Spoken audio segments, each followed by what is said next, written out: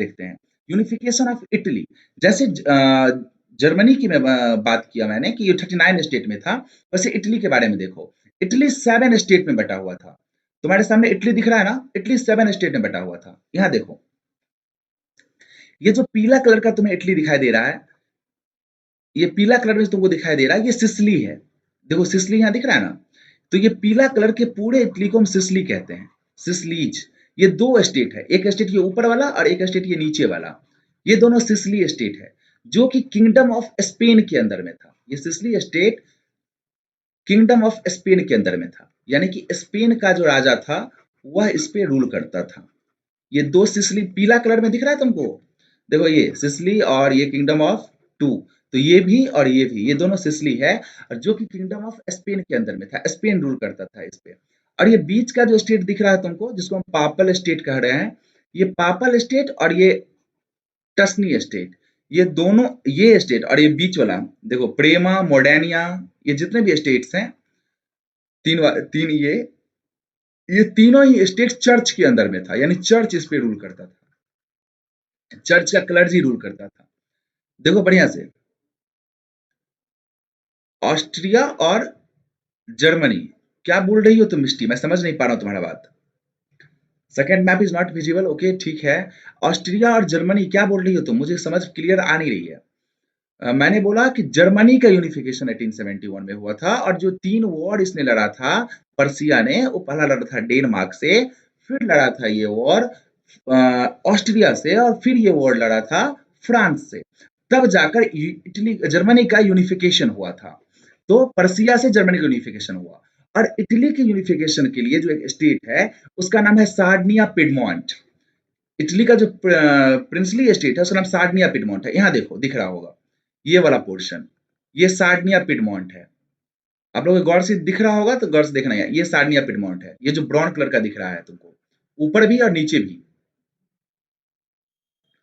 ऊपर नीचे दोनों दिख रहा होगा ब्राउन कलर का, ये वाला एरिया, ठीक है, जहां मैं रेड कलर का पेन चला रहा हूं, देखना गौर से, ये सार्डिनिया पिडमोंट है। ये इटली के यूनिफिकेशन का प्रिंसली स्टेट था, सार्डिनिया पिडमोंट, ठीक है। इसका 2 पोर्शन है, एक ऊपर है और एक नीचे है, इस तरीके से। तो ये सार्डिनिया पिडमोंट का पोर्शन है, यहाँ देख लो वही मैप है जो यहाँ पर मैंने दिखाया है। तो ये सार्डिनिया पिडमोंट है, देखो यहाँ पर, और ये सार्डिनिया पिडमोंट प्रिंसली स्टेट है। इसका जो किंग था, इसका नाम था विक्टर इमैनुअल सेकेंड। इसका जो जैसे पर्सिया का किंग का नाम था केसर विलियम सेकेंड, तो इसका नाम था Victor Emmanuel second, Victor Emmanuel second इसका। और इसका जो चांसलर था उसका नाम था कॉन्ट काबोड। ओके बेटा, यू कैन स्टडी कंटिन्यूअसली। इसका जो चांसलर था उसका नाम था कॉन्ट काबोड, ठीक है, कॉन्ट काबोड इसका चांसलर है। तो ये सार्डिनिया पिडमोंट एक प्रिंसली स्टेट है, जिसका राजा है विक्टर इमैनुअल सेकेंड और चांसलर है इसका कॉन्ट काबोड। यही सार्डिनिया पिडमोंट ने ये ट्राई किया, ठीक है प्रिंस राज, आप पढ़िए, क्लास ले ही रहे हैं हम, ठीक है, कोई प्रॉब्लम होगा तो कमेंट में पूछिएगा, और मैं यूट्यूब के डिस्क्रिप्शन में इसका पीडीएफ भेज दूंगा, you can just right it. तो सार्डिनिया पिडमोंट जो है वो प्रिंसली स्टेट है, जिसका राजा विक्टर फर्स्ट और कॉन्ट काबोड का चांसलर है। इसने सोचा कि हम इटली को यूनिफाइड करेंगे, तो इसने इटली की यूनिफिकेशन के लिए संघर्ष किया। उससे पहले इटली 7 स्टेट में बैठा हुआ है, तो एक तो हो गया सार्डिनिया पिडमोंट, 2 ये पीला में मैंने दिखाया सिसिली जो किंगडम ऑफ स्पेन के अंदर में है। तो सार्डिनिया पिडमोंट तो ट्राई कर ही रहा था कि इटली को यूनिफाइड करना है, बट स्पेन के अंदर में था, इसको छुड़ाना है। और ये जो 3 स्टेट था क्लर्जी के अंदर में था, जिसको यहाँ से निकालना है। और ऊपर वाला जो ये स्टेट था, देखो ऊपर में लिखा हुआ है ना ऑस्ट्रियन हैंसबर्ग, देखो ये ऑस्ट्रियन लिखा हुआ है ना, ऑस्ट्रियन एम्पायर, तो ये सारा स्टेट ऑस्ट्रिया के अंदर में था, ये तीनों स्टेट ऑस्ट्रिया के अंदर में था। तो ऑस्ट्रिया के अंदर में, क्लर्जी के अंदर में था, और स्पेन के अंदर में था। ऑस्ट्रिया, क्लर्जी और स्पेन के अंदर में जो है ये स्टेट बटा हुआ था। अब इटली को यूनिफाइड करना था, ये 7 स्टेट मिला के एक बनाना था। पहले क्या था, सिर्फ सार्डिनिया पिडमोंट, और तीनों को, सातों को मिलाकर एक स्टेट बनाना था इटली। तो उसके लिए हमने क्या क्या किया, ये देखो। पहले इटली 7 स्टेट में बटा हुआ था, मैंने लिखा यहाँ पे Italy divided into 7 state. North portion Austrian rule के अंदर में था, मैंने दिखाया ऊपर वाला पोर्शन जो था इस तरीके से, वो ऑस्ट्रियन रूल के अंदर में था। साउथ रूल पे बर्बन किंग ऑफ स्पेन था, ये बर्बन किंग जो लिखा हुआ है इसका मतलब है बर्बन किंग ऑफ स्पेन। तो साउथ मतलब नीचे का पोर्शन, तो नीचे का जो ये पोर्शन था सिसिली वाला पोर्शन इस तरीके से वो स्पेन के अंदर में था, किंगडम ऑफ स्पेन के अंदर में। तो स्पेन के अंदर में है नीचे वाला पोर्शन, नॉर्थ वाला ऑस्ट्रिया के अंदर में है, और बीच वाला जो पोर्शन था वो चर्च के अंदर में था, और एक स्टेट था सार्डिनिया पिडमॉन्ट। तो उसमें जो मेन हेल्प किया है वो किसने किया है, एक बार हम आते हैं मैप पर फिर समझ में आएगा। देखो ये तो सार्डिनिया पिडमॉन्ट पहले से ही संघर्ष कर रहा है कि हमको यूनिफाइड करना है, तो ये तो एक स्टेट फिक्स हुआ जो पहले से हमारा स्टेट है। अब ये है बर्बन किंग ऑफ स्पेन के अंदर में। तो एक नाम आता है यहाँ पर फेमस, जिसका नाम है जोसेफ गोरवाल्डी। गोरवाल्डी था, गोरवाल्डी नाम का एक इंसान था जो बर्बन किंग ऑफ स्पेन से लड़ा, और ये नाविक था, यानी कि बोटमैन। उस समय बोटमैन का वैल्यू होता था यूरोप में, क्योंकि वो शिप चलाता था तो समुद्र में उसका रोल होता था। तो बोटमैन था ये, और इसने किसानों का पीजेंट का एक सेना बनाई, और सेना बनाकर इसने बर्बन किंग ऑफ स्पेन पे, हेलो बेटा, बर्बन किंग ऑफ स्पेन पे अटैक किया इसने, ठीक है। और अटैक करके इस राज्य को जीत लिया, किंगडम ऑफ सिसिली के दोनों ही राज्य को इसने जीत लिया। इसको किसने जीता? गोरवाल्डी ने जीता। जोसेफ गोरवाल्डी ने इस दोनों ही स्टेट को जीत लिया और इस पे रूल करने लगा।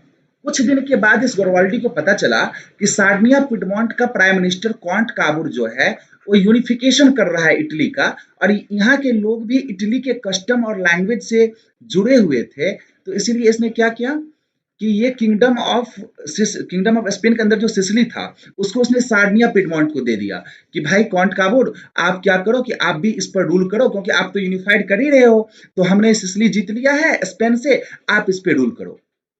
और इस तरह से कॉन्ट काबुर को सिसिली गोरवाल्डी ने दे दिया। बाद में गोरवाल्डी एक फार्मर बन गया, फार्मर मतलब होता है किसान। वैसे समझो उस समय में जो फार्मर का मतलब है जमींदार बनना, वो बहुत बड़े लैंड को लेकर वहां पर खेती बाड़ी या फिर जो उसका सिप का काम था वो करना शुरू कर दिया। एक तरह का वो राजा वाला जिंदगी जी रहा था उसके बाद भी। तो जोसेफ गोरवाल्डी का सिसिली जीतने में रोल है। अभी आप देखो नाम आ रहा है यहाँ पे ना गोरवाल्डी, तो विक्टर इमैनुअल किंग है। जोसेफ गोरवाल्डी एक मिलिट्री लीडर है। स्टार्टिंग में ये क्या था? नाविक था, नाविक से इसने सेना बनाई, मिलिट्री लीडर बना और किंगडम ऑफ स्पेन को जीता। कॉन्ट काबू डिप्लोमैट है, यानी कि चांसलर है, और इसने सानिया पिडमॉन्ट से लेकर सब जगह से दोस्ती करके जो है इटली को यूनिफाइड किया। अब नाम आता है जोसेफ मेजनी। ये नाम सबसे इंपॉर्टेंट है, क्योंकि जोसेफ मेजनी सिर्फ एक राजा या सिर्फ एक चांसलर नहीं है, he is the most important person. Joseph Mazzini को कहा जाता है कि नेशनलिज्म फैलाने में सबसे बड़ा रोल जोसेफ मेजनी का है, और इटली के यूनिफिकेशन में भी बहुत ज्यादा, क्योंकि इसने नेशनलिज्म के आइडिया को स्प्रीड आउट किया। और जोसेफ मेजनी ने दो सेक्रेट सोसाइटी बनाई, जिस दो सेक्रेट सोसाइटी का नाम था यंग यूरोप और यंग इटली। इसने जो दो सेक्रेट सोसाइटी बनाई उसका नाम यंग यूरोप और यंग इटली था। अब सोचो उस समय इटली नाम का कोई देश भी नहीं था जिस समय में इन्होंने सेक्रेट सोसाइटी बनाई थी। ओके हाय, चलो क्लास में देखते हैं। जिस समय जोसेफ मेजनी ने सेक्रेट सोसाइटी बनाई उस समय में इटली नाम का कोई देश नहीं था, बट उसने यंग इटली के नाम से एक सोसाइटी बनाई। बाद में उसी इटली के नाम से ही ये सेवन प्रिंसली स्टेट को सार्डिनिया पिडमॉन्ट ने इटली का नाम दिया। तो जोसेफ मेजनी का दो सेक्रेट सोसाइटी चलता था, यानी कि छुप छुप के सोसाइटी चलती थी, जिसकी वजह से इटली नाम पड़ा इसका, और विक्टर इमैनुअल राजा ही था। तो आप देखोगे इसमें गोरवाल्डी ने, काबुर जो है डिप्लोमेसी और वॉर के थ्रू काम कर रहे थे, गोरवाल्डी ने रेड शर्ट्स यानी कि वॉर के थ्रू किया, और इटली यूनिफाइड, यहाँ पे गलती लिखा हुआ है सॉरी, इटली ओवरऑल 1861 में यूनिफाइड हो गया, 1861 में, ठीक है देखना यहाँ पे, इटली 1861 में यूनिफाइड हुआ था। जब ये यूनिफाइड हुआ तो इसका राजा बना था Victor Emmanuel first, Victor Emmanuel first इसका राजा बना, और कॉन्ट काबुर जो था वो इसका चांसलर था, कॉन्ट काबुर इसका चांसलर था, और विक्टर इमैनुअल फर्स्ट इसका राजा था। 1861 में इटली यूनिफाइड हुआ और 1871 में जर्मनी यूनिफाइड हुआ। अब इटली के यूनिफिकेशन में ये जो बीच वाला को गोरवाल्डी जीता, साइड वाला सार्डिनिया पिडमॉन्ट। ये पवन तुम क्लास में ध्यान दो, कौन है नहीं है उस ज्यादा मतलब मत रखो, ठीक है, यू जस्ट स्टडी, कोई प्रॉब्लम है तो पूछो, ठीक है बेटा।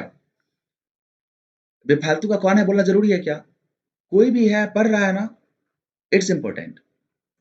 जो देखो यहाँ पर, तो इस तरीके से kingdom of Spain sorry kingdom of Spain से सिसिली चला गया और ये बीच वाला पोर्शन को जोसेफ मेजनी का जो सोसाइटी थी यंग इटली, इसने रिवॉल्यूशन फैला के कॉन्ट काबूर में मिलाया। तो कॉन्ट काबूर की डिप्लोमेसी से ये 7 स्टेट यूनिफाइड हुआ। आई होप कि आपको समझ में आया होगा कि 7 स्टेट कैसे यूनिफाइड हुआ। तो इटली में जो मेन कैरेक्टर है यूनिफाइड होने में, उस मेन कैरेक्टर का नाम समझो। एक नाम है जोसेफ मेजनी का, जिसने सेक्रेट सोसाइटी बनाई थी यंग यूरोप और यंग इटली। दूसरा नाम है कॉन्ट काबूर का, जो कि सार्डिनिया पिडमोंट का चांसलर है, एक बहुत बड़ा डिप्लोमैट, जिसने गोरवोल्डी से डिप्लोमेसी के तहत सिसिली राज ले लिया, जिसको गोरवोल्डी ने जीता था, जोसेफ गोरवोल्डी ने। और उसके बाद विक्टर एमानुएल तो राजा ही है वहां का। तो ये 3 नाम बहुत ही इंपॉर्टेंट है, ठीक है। इस तरह से इटली का